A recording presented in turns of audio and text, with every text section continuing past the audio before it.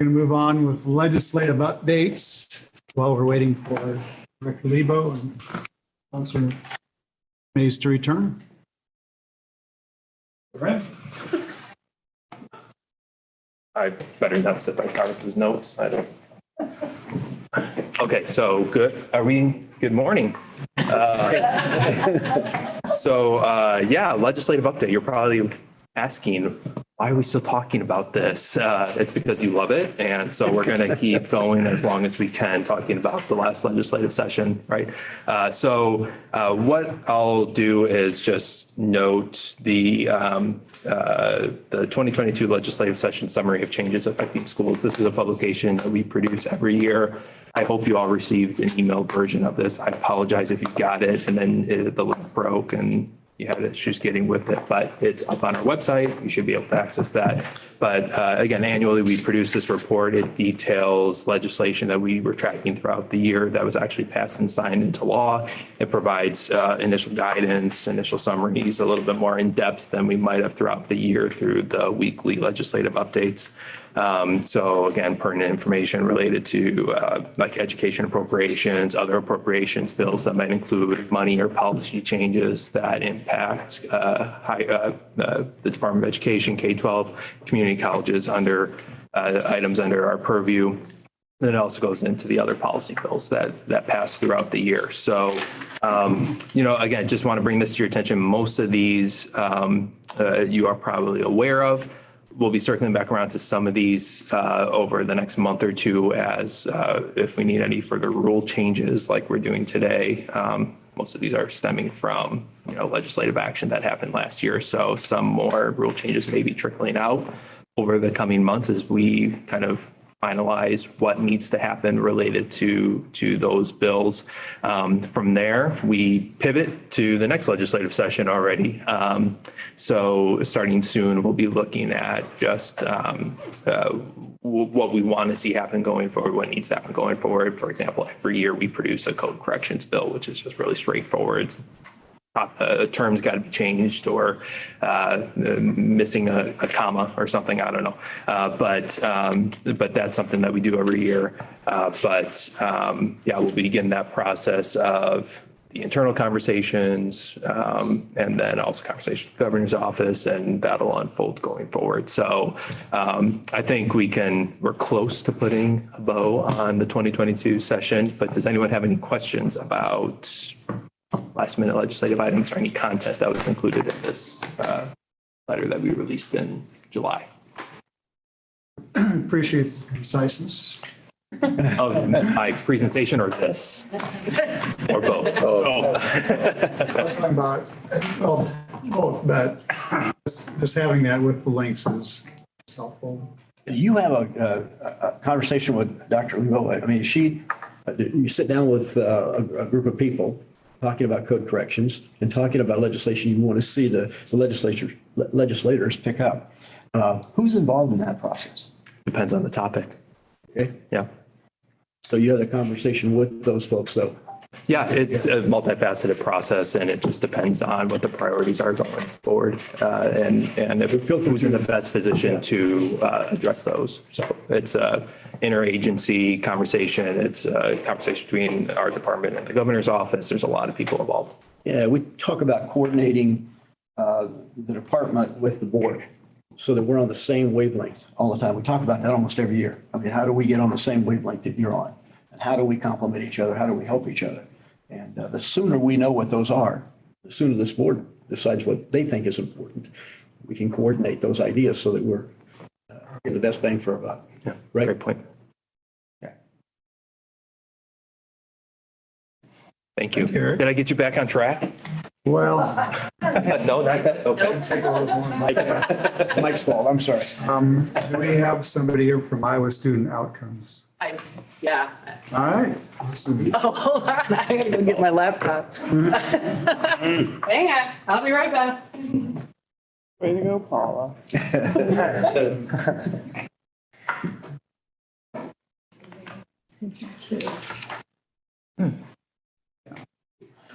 These are this information.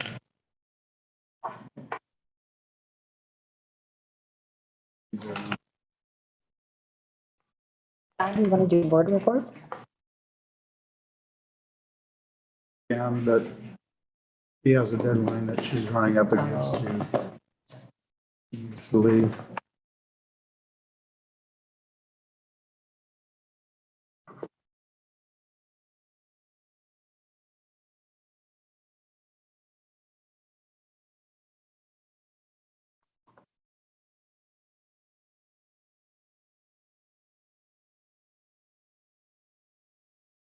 Assuming she's on the same floor as this. Same building.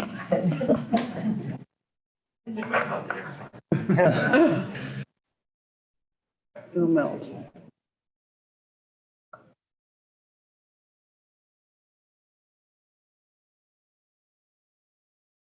Did you move on or am I still up?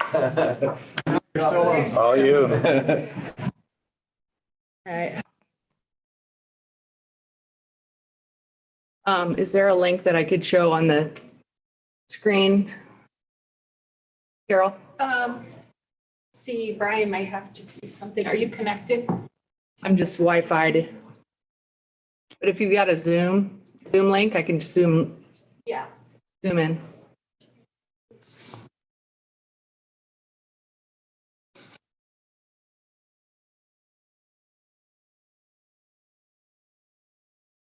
Promise I'll be fast. Sorry. You just have to sing while you're trying to. Yeah. Nobody wants that.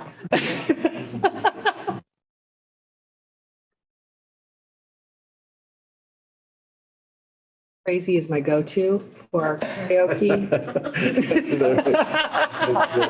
Yes. That's good. I like Do you want the Zoom meeting ID? Yeah. Well, yeah. Or email me the thing. Oh, there we go. Got it. Thank you, Zoe.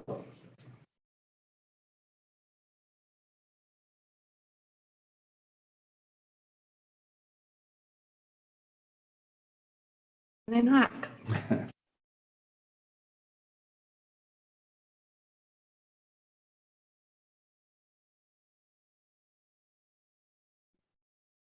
Paula, you're now a panelist. You should be able to share your screen. All right. Thank you, Brian. Was that the Wizard of Oz? I'm not sure.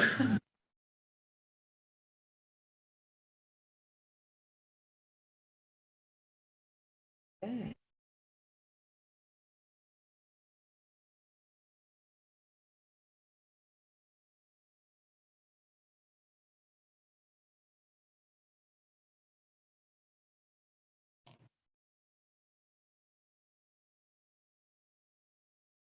All right. Everybody see that? Yay. Perfect. Okay. Good job. I will say, good morning, looks like. I'm Paula Nissen. I'm with the Community Colleges and Workforce Preparation Division of the agency and work a lot with student outcomes. In 2017, we received a grant via Department of Workforce Development through, it was called the Workforce Data Quality Initiative Grant through the Department of Labor. I Workforce Development applied for the grant in partnership with the Department of Ed. We then took on the work of that grant over here at the Department of Ed. We were able to use the monies to create a web MIS system, which is the management information system for all the community college data collection.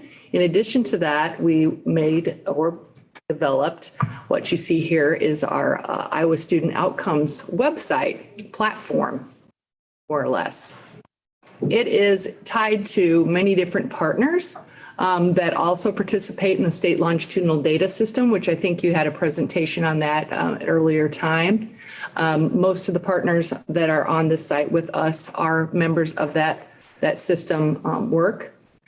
So we cover anywhere from K-12, Iowa College Aid, the FAFSA, financials, community colleges, Iowa Public Universities, adult literacy, and then we also have an Iowa Workforce Development through the registered apprenticeship data. And we also have acquired through data sharing agreements with other state agencies and other boards across the state, access information for data sharing for licensing. Most recently is the Department of Transportation, their commercial driver's licensing. which that will be an item to come. We are currently working on that. But on the site have access to a lot of the health occupation licensing data. So CNAs, for example, which is a non-credit course through our community colleges, the certifications that they get through the CNA, Certified Nursing Assistance Program, we're able to then now track those, map those, see what concentration levels are for those types of occupations and others. So this site is actually a platform that everyone maintains their own stuff, which is nice because we don't have to worry about it aging out or something being inaccurate for one of our multiple partners. We update our own information, they update their own information, and it all looks as if it's all in one spot, which is great because years gone by, you had to go out and access each individual website for a particular type of outcomes on a particular subset of students across Iowa. So now it all appears in one spot, which we're very thankful for, and we think that you will be too. It's become quite popular lately. So just to let you know that each one of these boxes gives you a highlighted stat or figure for a particular type of report that is available on the site. The plan is, the majority of it is this way, but the plan is to make all of these boxes that appear here with statistics all interactive Tableau visualization tools. The majority of the community colleges already has this available. So does IWD's registered apprenticeship and some of the others through the K-12 system, et cetera. However, that you'll find as you're peeling through some of the data that are here, there are some that are static reports still there in place, but they're placeholders where we're working on the visualizations for different components. So with that, I will go to, for example, one of our non-credit program outcomes Tableau sites for the community colleges. Here you'll see, as you will with other pieces of information on the site, that there are tabs that run across the top that show different types of detail in different programs, whether it be credit, non-credit, those that leave without a degree, credential, et cetera. Included in these sites is also employment outcomes. So we partner with iWorkforce Development and have since 2006 on matching our students at the community colleges, for example, to employment and wage data. So we're able to keep track of those students every year, tracking them onto further education and training. Once they complete, then we track them into the workforce and find out how they've progressed with their employment as far as are they retaining employment and are their wages increasing as we go year to year.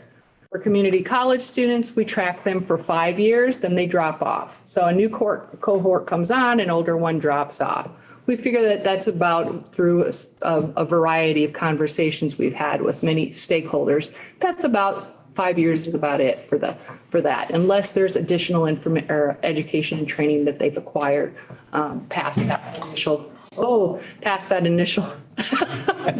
completion. So on this site too, you'll notice for the community colleges, we've got cohort years here in a drop down. So you can go all the way back for non-credit back to 2016.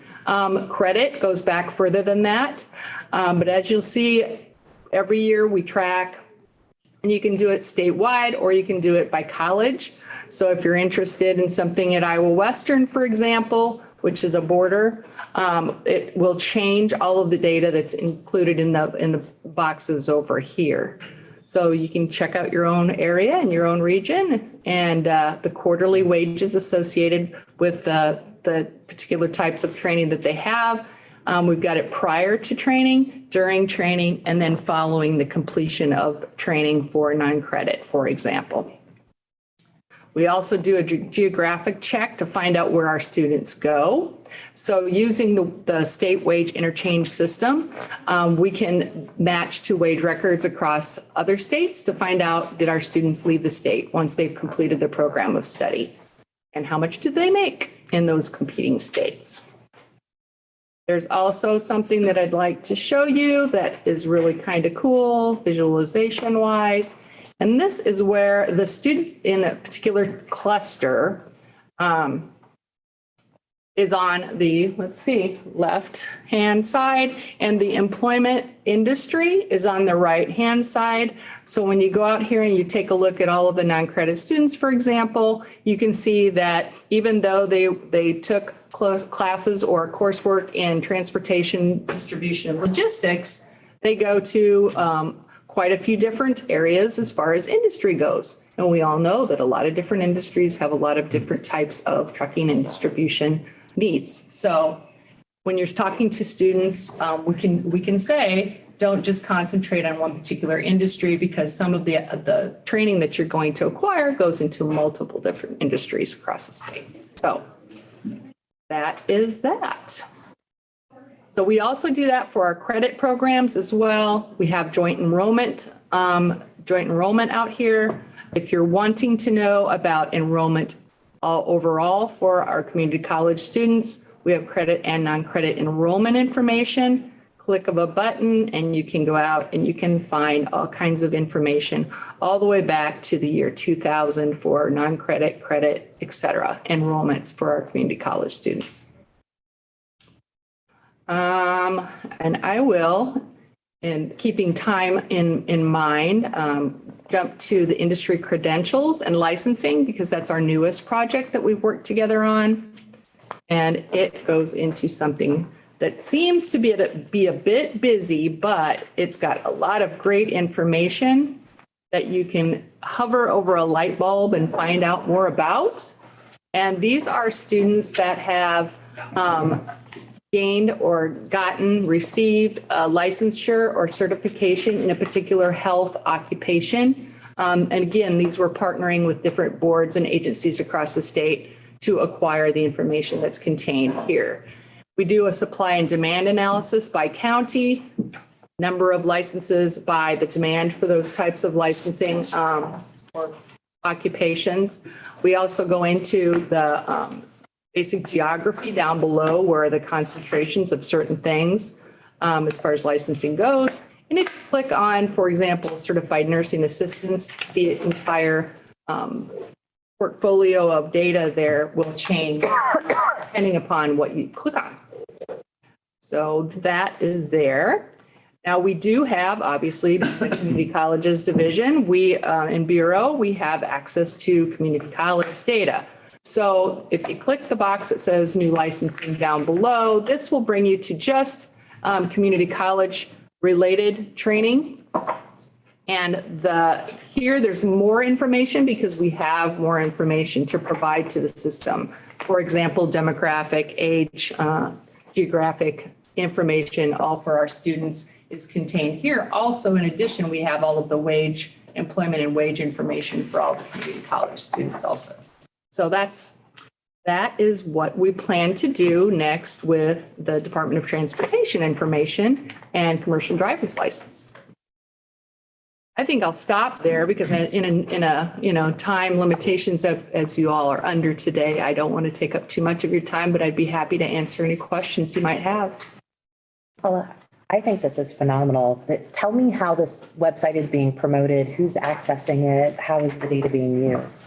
Actually, we are gathering analytics at this time. There has been a huge jump in the promotion of this website based on the release of all of the information for all of our partners. We had gotten together, did a brief for the governor's office.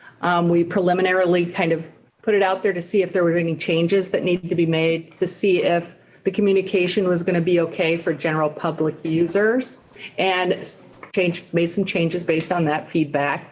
And now we're pushing it out, really started heavily this summer. We plan to do a little dog and pony show around the state too, to share what the information that everyone has on the site.